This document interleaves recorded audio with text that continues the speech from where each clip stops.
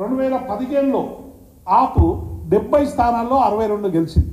ఆ తర్వాత జరిగిన పార్లమెంట్లో 7 స్థానాలను కోల్పోయింది. 19లో కోల్పోయింది కదా, మళ్ళీ శాసనసభలో కూడా రేవంత్ రెడ్డి అన్నట్టు కోల్పోవాలి. కానీ 2020లో జరిగినటువంటి ఎన్నికల్లో ఆపు 70కి 62 స్థానాలు సాధించి మళ్ళీ అధికారంలోకి వచ్చిందనేటువంటి విషయం తెలియంది కాదు. ఈ ఎన్నిక అనేటువంటిది చాలా విచిత్రంగా 2 కూటముల మధ్య, అంటే మోదీ ప్రధానమంత్రి కావాలన్నా రాహుల్ ప్రధానమంత్రి కావాలన్నా, అట్లాగే ఏ కూటమిలో లేనటువంటి పార్టీలను ప్రజలు ఈసారి కన్సిడర్ చేయలేదనేటువంటి విషయం కూడా చాలా స్పష్టంగా అర్థమవుతా ఉంది. ఏ కూటమిలో లేనటువంటి బీజు జనతాదళ్ ఒరిస్సాలో చాలా నష్టపోయింది, ఆంధ్రప్రదేశ్లో వైఎస్ఆర్సీపీ నష్టపోయింది, ఉత్తరప్రదేశ్లో బీఎస్పీ నష్టపోయింది, తమిళనాడులో ఏడీఎంకే నష్టపోయింది, తెలంగాణలో మేము నష్టపోయినాం, మహారాష్ట్రలో మిగతా చూస్తే కూటమిలు ఉన్నందుకు అనేక మంచి ఫలితాలు వచ్చినటువంటి సందర్భాలు కూడా చూసినాం. కాబట్టి పార్లమెంట్ ఎన్నికల్లో మేము ఏదో బీఆర్ఎస్ పార్టీ తక్కువ వచ్చినందుకు బూడిదైపోయింది అనేటువంటి మాటలు ఇది అధికార మదంతో మాట్లాడుతున్నటువంటి మాటలు తప్ప ఒక రాజకీయ పార్టీ మాట్లాడేటువంటి మాటలు కావనేటువంటి విషయాన్ని మేము ఈ సందర్భంగా గుర్తు చేస్తూ ఉన్నాం. అందుకే ఇవాళ చాలా స్పష్టంగా మేము చెప్పేది ఏంటంటే, ఇవాళ బీజేపీ ఎదగడానికి, ఇవాళ 8 సీట్లకు ఎగబాకడానికి రేవంత్ రెడ్డి గారు అనుసరించినటువంటి విధానాలే కారణం. ఇవాళ బీఆర్ఎస్ చాలా శక్తి వంచన లేకుండా కొట్లాడింది. శక్తి వంచన లేకుండా మేము అన్ని నియోజకవర్గాల్లో కూడా, మరి మేము మహబూబాబాద్లో కానీ, వరంగల్లో కానీ, భువనగిరిలో కానీ, నాగర్ కర్నూల్లో కానీ మీరు చూస్తూ ఉన్నారు కదా, ఓట్ల శాతం ఎట్లా వచ్చిందని, మేము ఎట్లా ఫైట్ చేసినాం, ఎట్లా వచ్చిందనేటువంటి విషయాలు. ఇక అన్ని నియోజకవర్గాల్లో కూడా మేము చాలా స్పష్టంగా శక్తి వంచన లేకుండా కేసీఆర్ గారు బస్సు యాత్రలేని, మా నాయకులు హరీష్ రావు గారు, కేటీఆర్ గారు, మా నాయకులందరూ కూడా విస్తృతంగా ప్రజల్లోకి పోయినాం. ప్రజల్లోకి చెప్పినాం. కానీ బీఆర్ఎస్ పార్టీ లోక్సభలో ఒక బలమైనటువంటి గొంతుగా ఉండాలని మేము చెప్పినటువంటి విషయాన్ని ప్రజలు సరైనటువంటి రీతిలో అర్థం చేసుకోలేదు. చేసుకోకుండా 2 కూటములకి మాత్రమే ఎన్నిక, ఇది కేసీఆర్ గారి ఎన్నిక కాదు, ఇది హరీష్ రావు ఎన్నిక కాదు, ఇది కేటీఆర్ ఎన్నిక కాదని ఈ పార్టీలే ప్రచారం చేసినాయి. సిద్దిపేటలో కూడా అట్లే విపరీతమైనటువంటి ప్రచారం చేశారు. ఇది హరీష్ ఎన్నిక కాదు, ఇంకొక ఎన్నిక, ఇది కేటీఆర్ ఎన్నిక కాదు, ఇంకొకరి ఎన్నిక అనేటువంటి ప్రచారం చేసి ప్రజల్లో రకరకాల కన్ఫ్యూజన్స్ క్రియేట్ చేసేటువంటి పని చేసింది.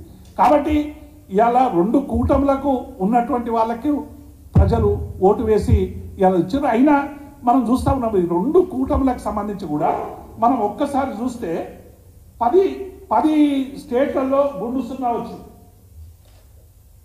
10 స్టేట్లలో ఎన్డీఏకు గుండు సున్నా వచ్చినటువంటి విషయం మనకు అందరికి కూడా తెలుసు. అట్లాగే 13 రాష్ట్రాల్లో ఇండియాకు ఖాతాలు తెరవలేదు. 18 మంది కేంద్ర మంత్రులు, 13 మంది కేంద్ర మంత్రులు ఓడిపోయింది.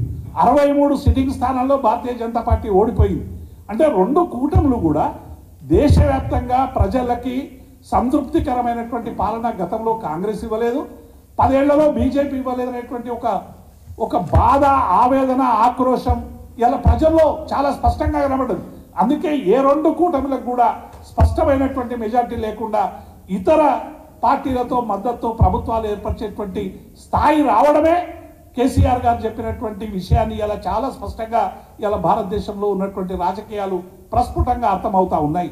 ఈ 2 రాజకీయ పార్టీలు కూడా ప్రజలకి సరైనటువంటి పరిపాలన ఇవ్వలేదు అనేటువంటి విషయం అర్థమవుతా ఉంది. అందుకే బీజేపీ ఓన్గా నాకు 400 ఇవ్వండి, భాష మీద పెత్తనం చేస్తా, తిండి మీద పెత్తనం చేస్తా, మతానికి సంబంధించినటువంటి అనేక తెస్తా, ముస్లింల రిజర్వేషన్లు రద్దు చేస్తా అని చెప్పినటువంటి భారతీయ జనతా పార్టీకి ఇవాళ మీరు ఏ బిల్లులు చేసినా పాస్ కావడానికి అవసరమైనటువంటి మెజారిటీ మీకు ఇవ్వమని ఇవాళ భారతదేశ ప్రజలు వీరోచితమైనటువంటి తీర్పు ఇచ్చారనేటువంటి విషయాన్ని మనం ఈ సందర్భంగా అర్థం చేసుకోవాలి. కాబట్టి ఇవాళ బీఆర్ఎస్ పార్టీగా డెఫినెట్గా ఇవాళ మీరు పరిపాలన మీద దృష్టి పెట్టండి. రోజు మమ్మల్ని శాపనార్థాలు పెట్టే బదులు 2 పార్టీలు కలిసి ఇవాళ బీఆర్ఎస్ను గొంతు నొక్కడానికి, బీఆర్ఎస్ను లేకుండా చేయడానికి 2 పార్టీలు ప్రయత్నం చేస్తూ ఉన్నాయి. మీరు 1000 మంది రేవంత్ రెడ్డిలు వచ్చినా, 1000 మంది మోదీలు వచ్చినా తెలంగాణలో బీఆర్ఎస్ను మీరు ఏమీ చేయలేరనేటువంటి విషయాన్ని ఇలా అర్థం చేసుకోవాలి. మేము ఒక రాజకీయ పార్టీగా, ఒక ఉద్యమ పార్టీగా, ఒక రాజకీయ పార్టీగా ఇవాళ అనేక సంక్షేమ అభివృద్ధి పథకాలు ఇచ్చి ప్రజల కన్నీళ్లలో కష్టాల్లో ఉన్నటువంటి పార్టీ బీఆర్ఎస్ పార్టీ. రాదన్న తెలంగాణను సాధించి గులాబీ జెండా ఎగిరేసినటువంటి నాయకుడు కేసీఆర్ గారు. కాబట్టి మీరు ఏదో బీఆర్ఎస్ను ప్రజల నుంచి విడదీస్తాం, ఒంటరి చేస్తాం అని చేసేటువంటి ప్రయత్నాల్ని మీరు మానుకోవాలి. ఇలా అమరవీరుల గురించి కూడా మీరు చాలా చాలా చెప్పారు. అమరవీరులకు మీరు ఏం చేయలేదు, మేము చేస్తామని. మొన్న ఇచ్చిన అమరవీరుల లిస్టులలో ఎన్ని తప్పుల తడకలున్నాయో అందరం కూడా చూసినాం. అమరవీరులకు సంబంధించిన లిస్టులే సరైనటువంటి రీతిలో తయారు చేయలేనటువంటి సందర్భాన్ని కూడా చూసినాం.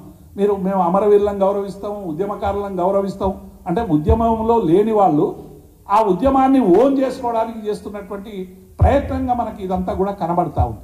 కాబట్టి రేవంత్ రెడ్డి గారు ఇప్పటికైనా ఇచ్చిన హామీలను అమలు చేయండి. మీరు రుణమాఫీ అన్నారు, ఇంకొకటి అన్నారు, అవన్నీ కూడా అమలు చేయండి. మీరు పరిపాలన మీద దృష్టి పెట్టండి.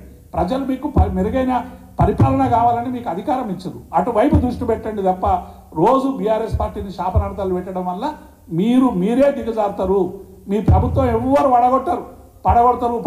పడగొడతారని మీ అంతలో మీరే గేరింతలేస్తున్నారు. మీ ప్రభుత్వాన్ని ఏం పడగొట్టరు. మీరు మెరుగైన పాలన చేయండి, మెరుగైనటువంటి ఫలితాలు తీసుకురండి, ప్రజలకు సౌకర్యాలు కల్పించండి అని మేము